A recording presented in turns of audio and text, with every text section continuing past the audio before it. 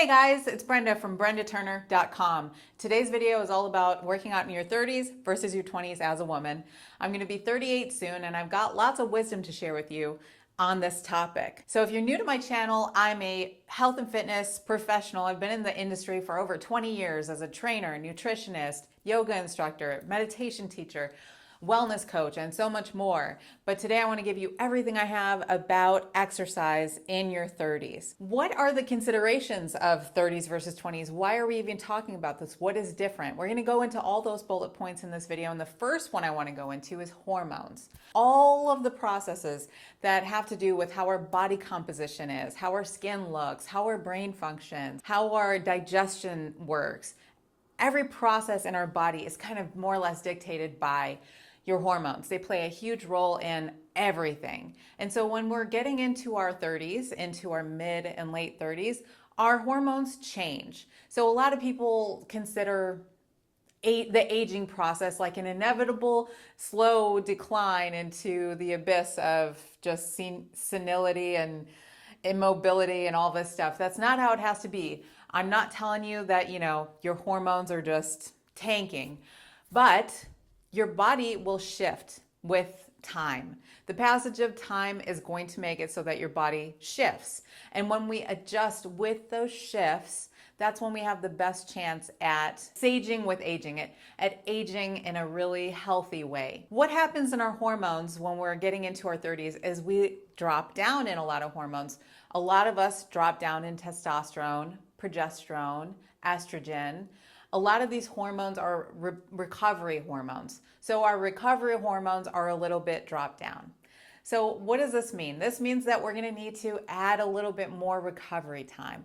This basically means the wisdom of life is giving us the opportunity in our 30s to pick up on the messages that we were missing in our 20s. So in our 20s, we're able to push that gas pedal all the way to the metal. We're able to really, overtrain or maybe over party or maybe over drink for some people or maybe just overdo things. We don't have that luxury in our 30s because hormones are changing. So this means instead of going really intense all the time, every single workout, every time you go to the gym, you need to give space. So the space that you're required is going to depend on your genetics. It's also going to depend on the kind of training you're doing. But by and large, a general rule of thumb, I think is a really good rule of thumb that I advise is training 3 days a week, relatively heavy. And that means adding resistance training, adding, those type 2 muscle fibers, getting in your deadlifts or your squats, or just your resistance training, whatever that looks like for you. Breaking down those muscle fibers, maybe 3 days a week. The name of the game here is not about more. More doesn't equal more. So you don't have to go to the gym every single day. Part 2, stress. In our 30s, we happen to be in a little bit more stress. Because our progesterone's a little bit lower, or for some of us, we might have a significant decline of progesterone.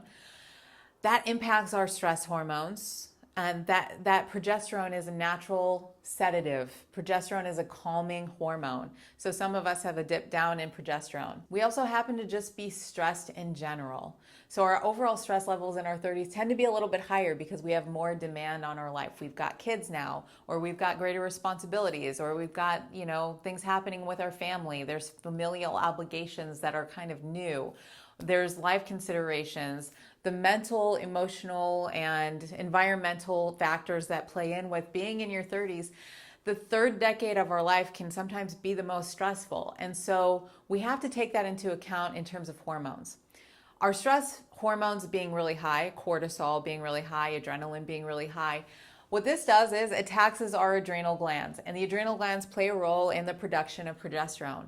So when we have low progesterone, when our adrenal glands are super taxed and we're not producing adequate progesterone, and we already kind of have a dip down in progesterone because we're in our 30s now, this leads to a sudden uptick in anxiety. We start to feel anxious and we don't know why. We have trouble sleeping. We have trouble falling asleep and staying asleep.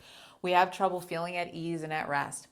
So what do we do with this? We have to use exercise as a way to manage stress. Part of the exercise benefits that we can reap in our 30s is reducing these stress hormones, is spending some of that cortisol. Part of the reason that we need to exercise in our 30s in a smart way to reduce our stress is we need to spend that cortisol. If you're waking up in the morning and you're super filled with anxiety, take that as a sign that the good Lord has given you a healthy dose of cortisol that you need to spend. So get moving, get your heart rate up, get sweating. That's going to help a great deal to spend some of that cortisol. We can also use things like brisk walking to relax, yogic practices to relax, Qigong and Tai Chi to relax, bike rides to relax, slacklining to relax. These movement-based stress reducers go a huge way to helping balance our hormones out. So think of exercise not just as a time you spend at the gym. That's really good for our health in our 30s.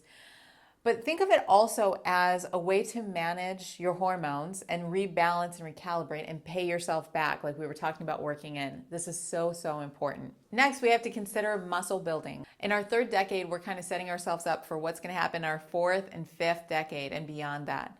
So in our fourth and fifth decade, it could be a little bit harder to lose body fat and it could be a little bit harder to put on muscle. That's why in our 30s, it can be a really good opportunity to just kind of lay the foundations of putting on a lot of muscle. And by putting on a lot of muscle, when people hear me say that, when women hear me say putting on a lot of muscle, I don't want you thinking putting on a lot of muscle means you're going to be walking around like a beefcake.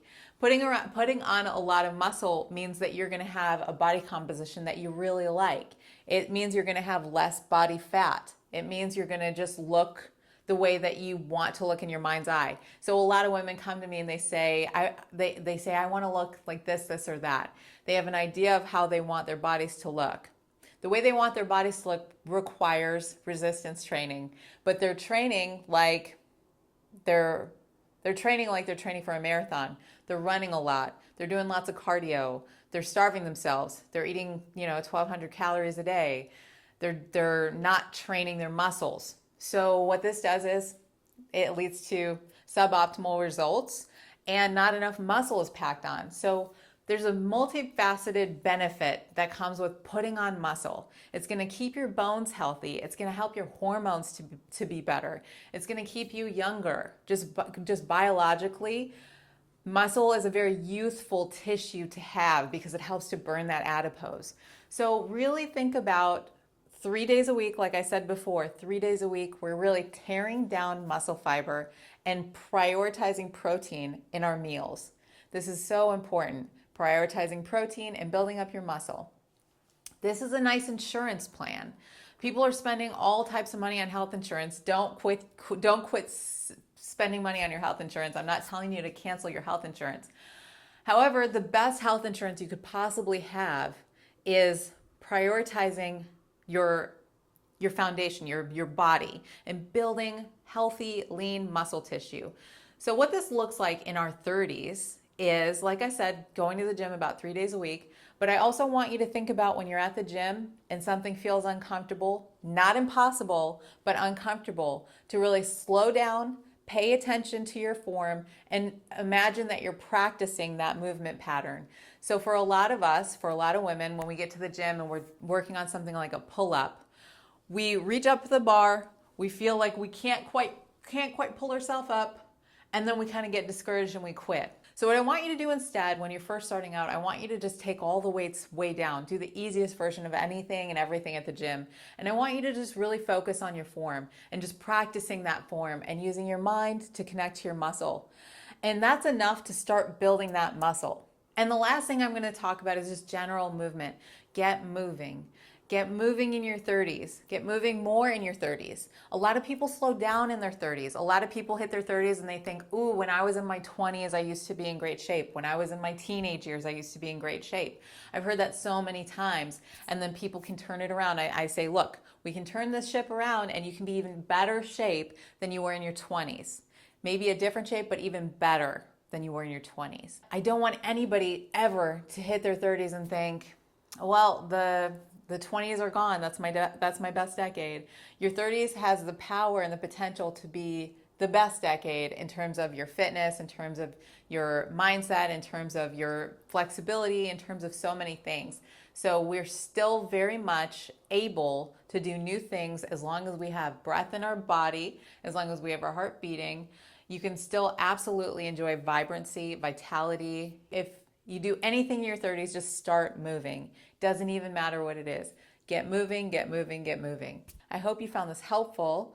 And if you want more information about how to transform your body, mind, and spirit, please do check out my community at brendaturner.com/transform, where you'll get full access to all my courses. You get full access to me. You get full access to our live weekly sessions. You get full access to asking me questions and getting direct guidance from me, and so much more. So if you want to get on track with a group of amazing women and you want some professional guidance to keep you focused, please do join us at the School of Transformation. I'll go ahead and put a link for that below, and I look forward to seeing you in the next video. Bye, guys.